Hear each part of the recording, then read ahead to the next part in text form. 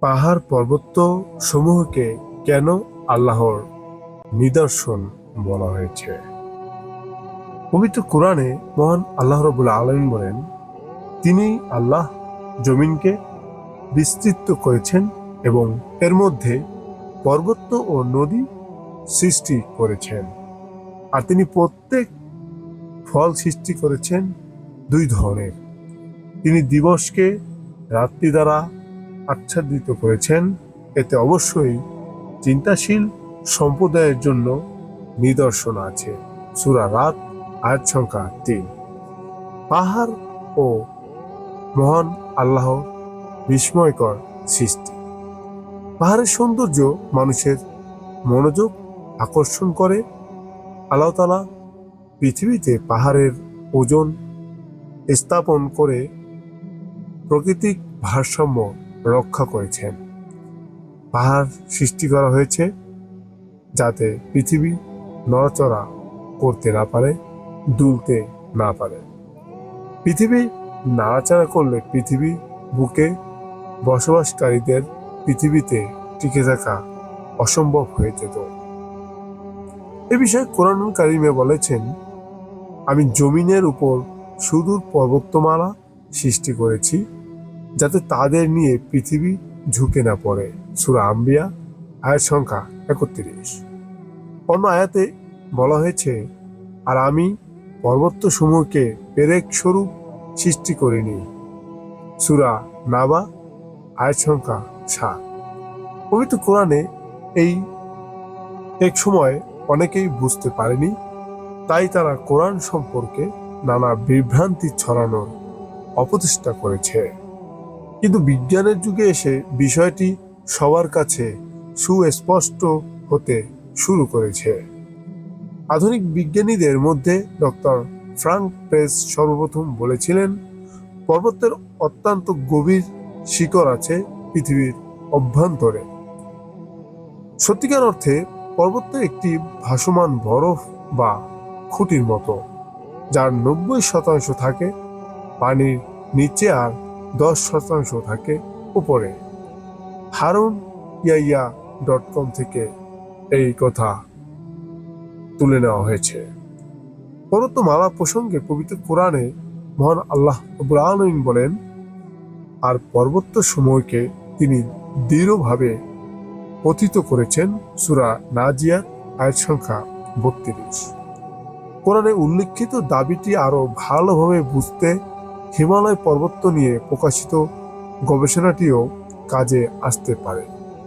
Life science online নামক একটি science জার্নালে উল্লেখ করা হয়েছে, পৃথিবীতে সাগর, মহাসাগর ও পাহাড় পর্বতের সৃষ্টির রহস্য উন্মোচন অনবরত গবেষণা করা হয়েছে এবং করছেন বিজ্ঞানীরা। সাধারণত বলা হয়ে থাকে, পৃথিবীর সৃষ্টি শুরুতেই ভূগর্ভস্থ প্রস্তরময় দুটি প্লেটের মধ্যে সংঘর্ষের ফলে ভূপৃষ্ঠ স্তম্ভিত হয়ে পর্বতের সৃষ্টি। হিমালয় পর্বতমালা এর অন্যতম দৃষ্টান্ত। কিন্তু ভূগর্ভের ঠিক কতটা নিচে দুই প্লেটের এই সংঘর্ষ হয়েছিল তা সুনির্দিষ্টভাবে জানা যায়নি এতদিনেও। তবে নতুন এক গবেষণায় ভূতাত্ত্বিকরা সেই গভীরতা নির্দিষ্ট করেছেন, যাকে তারা হিমালয়ের ভিত্তিমূল হিসেবে দাবি করেছেন। ভূতাত্ত্বিকদের মতে প্রায় ৯ কোটি বছর আগে জ্বলন্ত কোরকের উপর ভেসে বেড়ানো দুটি প্রস্তরময় প্লেটের মধ্যে সংঘর্ষ হয়। সংঘর্ষ স্থল ছিল আজকের ভারত ও এশীয় অঞ্চলের ভূগর্ভ। ওই সংঘর্ষের ফল হিমালয় পর্বতমালা। নতুন গবেষণার ফলাফলের বরাত দিয়ে জিওলজি সমসাময়িক মে মাসের সংস্করণে বলা হয়, ভূগর্ভে বৃহত্তর এশীয় প্লেটের চাপে ভারতীয় প্লেটটি ভূপৃষ্ঠ থেকে অত্যন্ত ১৫৫ মাইল নিচে চলে যায়। আগে দুই প্লেটের সংঘর্ষ স্থলের যে গভীরতা ধারণা করা হতো তার চেয়ে নতুন হিসাব গভীরতা মাত্রা দ্বিগুণ। গবেষকদের দলের অন্যতম সদস্য যুক্তরাজ্যের সাউদার্নস্টনের ন্যাশনাল ওশেনোগ্রাফি সেন্টারের অঞ্জু পান্নে বলেন, ভূগর্ভস্থ ওই ওলটপালট যে হিমালয়ের এত নিচে সংঘটিত হয় তা এর আগে কখনো জানা যায়নি।